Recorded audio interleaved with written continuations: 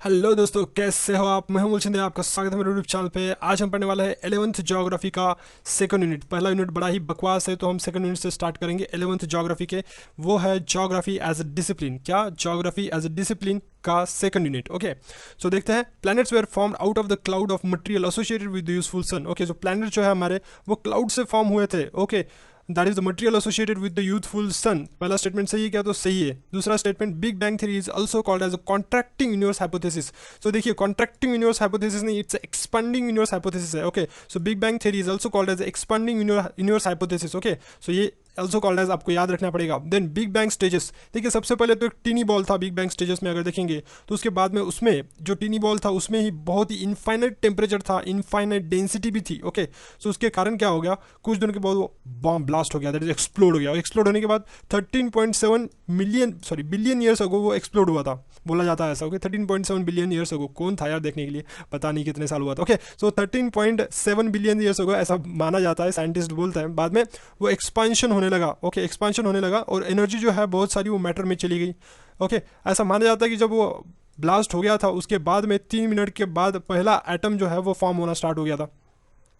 Temperature जो है वो बाद में ड्रॉप होता चला गया 4500 के, मतलब 3 0 और लगा दो इसके सामने, उतना टेम्परेचर अब तक ड्रॉप हो चुका है। ओके, और ग्रेविटेशनल फोर्सेस, ये दो स्टेटमेंट थर्ड जो है हमारा सही होगा, क्योंकि बहुत ही अच्छा सा मैंने एक्सप्लेन करके बताया आपको। तो सबसे पहले जो टीनी बॉल था मैंने बोला, उसके बाद में इन्फाइनाइट टेम्परेचर और इन्फाइनाइट डेंसिटी थी उसमें, वो एक दिन एक्सप्लोड हो गया 13.7 बिलियन ईयर्स हो गो। ओके, बाद में वो एक्सपांड होते चले गया, फिर बहुत सारी एनर्जी जो है वो मैटर में चली गई। बाद में 3 मिनट के बाद ऐसा बोला जाता है कि एटम, पहला एटम जो है फॉर्म होने में स्टार्ट हो गया। टेम्परेचर ड्रॉप हुआ है अब तक जो 4500 के, मतलब 3 0 और लगा दिए तो इतना टेम्परेचर अब तक ड्रॉप हो चुका है। Then gravitational forces responsible to get the matter drawn together. देखिए, ग्रेविटेशनल फोर्सेज जो है वो बहुत इंपॉर्टेंट रोल प्ले करते हैं यहाँ पे, क्योंकि वही रिस्पॉन्सिबल थे to get the matter drawn together, पास पास में लाने के लिए matter. Okay, then next, 1 light year is equals to, आपको पता होना चाहिए 1 लाइट ईयर मतलब कितना होता है। ओके, तो कितना किलोमीटर होता है 1 लाइट ईयर मतलब। तो देखिए, ये होता है 9.461 इंटू 10⁵ नहीं होता है, इट्स 10⁻12। ओके, सो मैंने क्यों लिखा 5? सो इसीलिए लिखा है क्योंकि ये जो हमारे, आपको फाइंड करना है कि सही है कि नहीं है। ओके, अगर आपने बुक पढ़ा होगा तो, या फिर बुक पढ़िए, ये वीडियो देख सकते हो, या फिर ये पढ़ के बुक, आप ये वीडियो देख के बुक पढ़ सकते हो। सो कुछ भी कर सकते हो इसमें से आप। ओके, सो पहला स्टेटमेंट जो है वो रॉन्ग हो जाएगा हमारा, क्योंकि 10⁻12 चाहिए, 12 किलोमीटर। ओके, सो देखिए, जो नासा ने कुछ बोलते हैं कि ग्रह फाउंड किए हुए हैं। सो ग्रह जो है उस वो मतलब रहने लायक है, तो उनको पता है कि 400 से 450 लाइट ईयर्स तक वो दूर है, तब तक तो हम मर भी जाएंगे वहाँ तक पहुँचने के लिए, क्योंकि 9.461 इंटू 10⁻12 किलोमीटर जो है उतना हमको जाना पड़ेगा 1 लाइट ईयर पास करने के लिए। तो 450 और 400, फॉर एग्जांपल 400 भी अगर वो लाइट ईयर दूर है हमसे, तो हमको कितना ट्रैवल करना पड़ेगा। जिंदा रहेंगे क्या हम? बिल्कुल नहीं रहेंगे। ओके, सो नासा पूरा थर्ड क्लास डिस्कवरीज लेके आता है, हमारा इसरो ही सबसे बेस्ट है। Okay, the next, our galaxy has only one moon.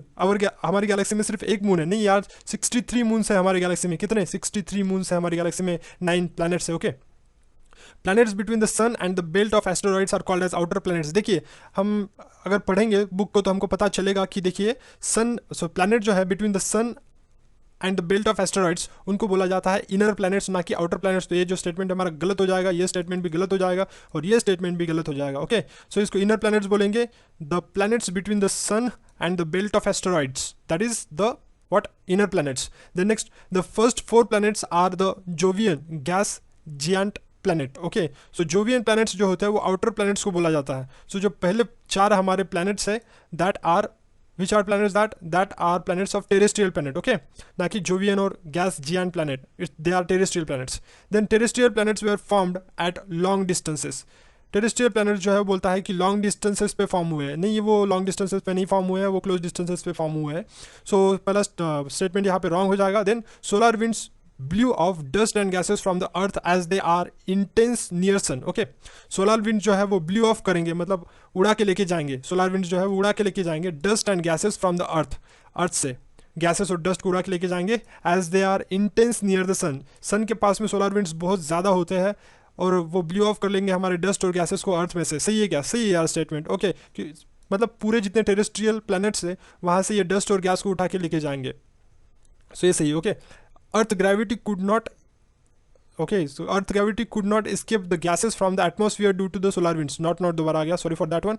Earth gravity जो है बोलता है could not escape the gases from the atmosphere due to the solar winds, solar winds के कारण जो है वो अर्थ जो हमारी अर्थ की ग्रेविटी जो कम पड़ जाएगी और जो गैसेस है वो एस्केप हो जाएंगे। ओके, सो सही बात है। ओके, सो क्योंकि सोलर विंड्स का फोर्स ज़्यादा रहेगा हमारे ग्रेविटी से अर्थ की। अभी देखिए लिथोस्फीयर जो है हमारा कैसे डेवलप हुआ है। तो सबसे पहले जो थी वो डेंसिटी बहुत ज़्यादा थी। ओके, डेंसिटी ज़्यादा थी, डेंसिटी के कारण जो है वो टेम्परेचर भी बहुत ज़्यादा था। अब टेम्परेचर भी ज़्यादा था तो क्या हो गया, मटेरियल इनसाइड द अर्थ जो होगा सेपरेट हो गया, मटेरियल जो अर्थ के इनसाइड का वो सेपरेट हो गया। बाद में हेवियर जो मटेरियल था, मटेरियल वो सिंक टूवर्ड द सेंटर, वो सेंटर की तरफ सिंक होता चले गया हेवियर मटेरियल, और जो लाइटर मटेरियल था वो सरफेस के ऊपर आ गया।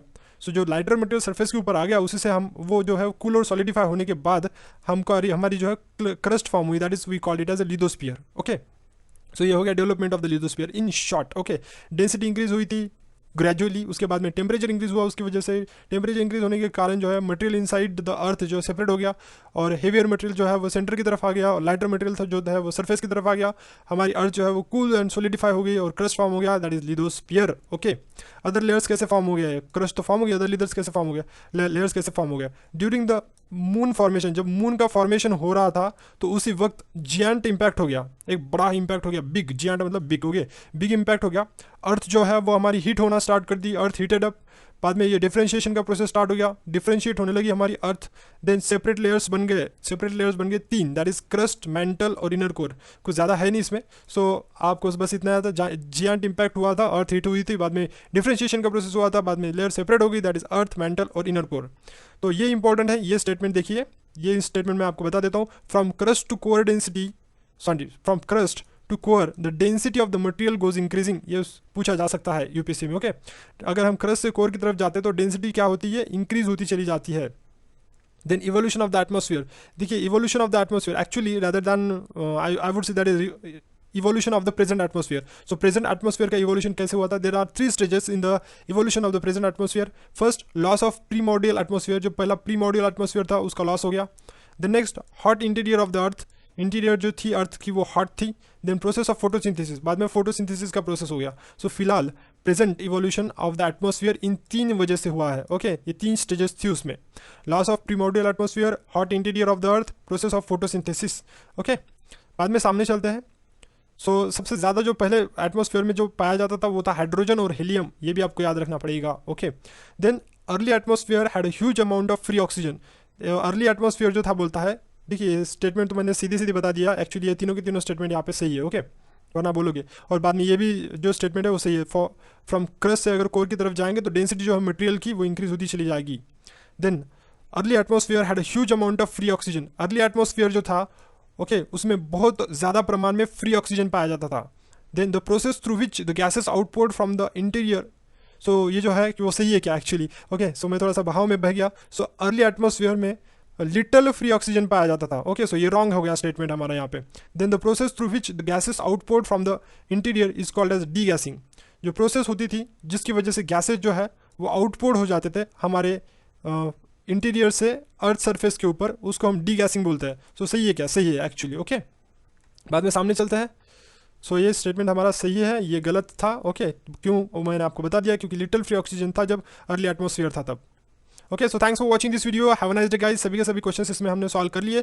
अगर आप थोड़ा सा देख लोगे कि बुक में जो क्वेश्चन है लास्ट में, उस लास्ट वाले क्वेश्चन में डी गैसिंग का है, बाद में साथ ही साथ में सन और बेल्ट ऑफ एस्टेरॉइड्स के बीच में कौन से प्लैनेट्स है उसके बारे में भी सवाल है। बाद में हमारी अर्थ कितने साल पहले फॉर्म हुई थी, दैट इज 13.7 बिलियन ईयर्स, जो मतलब बिग बैंग थ्योरी कब हुई थी, that is 13.7 billion years ago.